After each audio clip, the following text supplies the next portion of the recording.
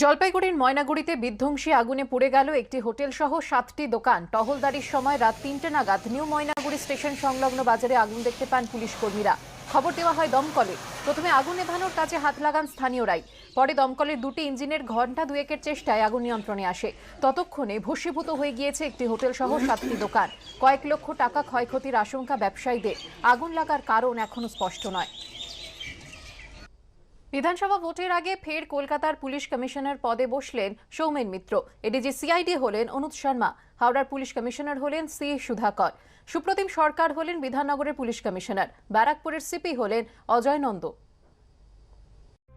রাজ্যে বিধানসভা ভোটের মুখে 24 জন আইপিএস কে বদলি করল প্রশাসন। শনিবার এই বদলি নির্দেশিকা জারি করে নবান্ন। সেই নির্দেশিকা অনুযায়ী 2016 পর ফের বিধানসভা নির্বাচনের আগে কলকাতার পুলিশ কমিশনার পদে ফিরলেন সৌমেন মিত্র। 2016-এ রাজীব কুমারকে সরিয়ে তাকে সিপি নিযুক্ত করে নির্বাচন কমিশন। এবার অনুজ শর্মাকে সরিয়ে সৌমেনকে কমিশনার পদে নিয়োগ করা হলো। অনুজ শর্মা হলেন এডিজি সিআইডি।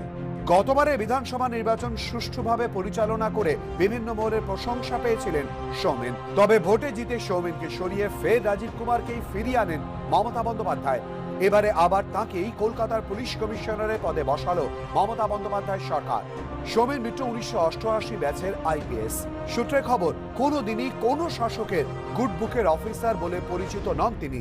এর আগে এসডিপিও, অতিরিক্ত পুলিশ সুপার থেকে কলকাতা পুলিশের গোয়েন্দা প্রধান সহ কর্মজীবনে বহু গুরু দায়িত্ব সামলেছেন তিনি।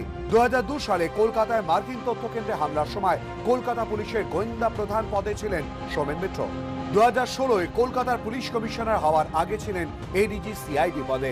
2016-র ভোটের পর তাকে পাঠানো হয় এডিজি প্রশিক্ষণ পদে। কিন্তু নির্বাচন কমিশনের ভোটের বিজ্ঞপ্তি প্রকাশের আগে কেন পুলিশের রদবদল করল রাজ্য সরকার?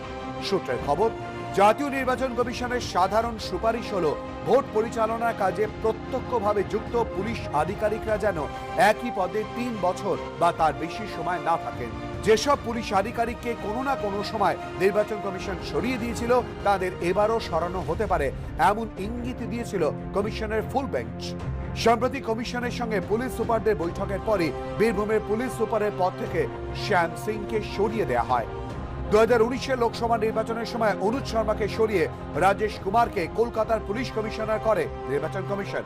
ওয়াকিবহাল মহলের মতে নির্বাচন কমিশন ফের সিপি বদল করলে তা রাজ্য সরকারের পক্ষে বিড়ম্বনার হতে পারে। সে কথা মাথায় রেখেই এই রদবদল বলে মনে করা হচ্ছে। নবান্নের নির্দেশিকায় জানানো হয়েছে, নতুন এই রদবদলে জাভেদ শামীম হলেন এডিজি আইন শৃঙ্খলা। রাজ্য সশস্ত্র পুলিশের এডিজি হলেন জ্ঞানবান সিং। কলকাতা ছাড়াও 3টি পুলিশ কমিশনারেটে কমিশনার বদল করা হয়েছে। হাওড়ার পুলিশ কমিশনার হলেন সি সুধাকর। সুপ্রতিম সরকার হলেন বিধাননগরের পুলিশ কমিশনার। বদলে ব্যারাকপুরের পুলিশ কমিশনার হলেন অজয় নন্দ। নির্দেশিকা অনুযায়ী হাওড়ায় যিনি কমিশনার ছিলেন সেই কুনাল আগরওয়ালকে মেদিনীপুর রেঞ্জের ডিআইজি করা হয়েছে। বিধাননগরে কমিশনার যিনি ছিলেন সেই মুকেশ হলেন বারাসত রেঞ্জের ডিআইজি। ব্যারাকপুরের যিনি কমিশনার ছিলেন সেই মনোজ ভার্মা হলেন সিআইএফ এর আইজি। সিআইডি বর্তমান এডিজি সিদ্ধনাথ গুপ্ত হলেন এডিজি দক্ষিণবঙ্গ। এডিজি দক্ষিণবঙ্গ যিনি ছিলেন সেই রাজীব মিশ্র হলেন এডিজি প্ল্যানিং। এবিপি আনন্দ।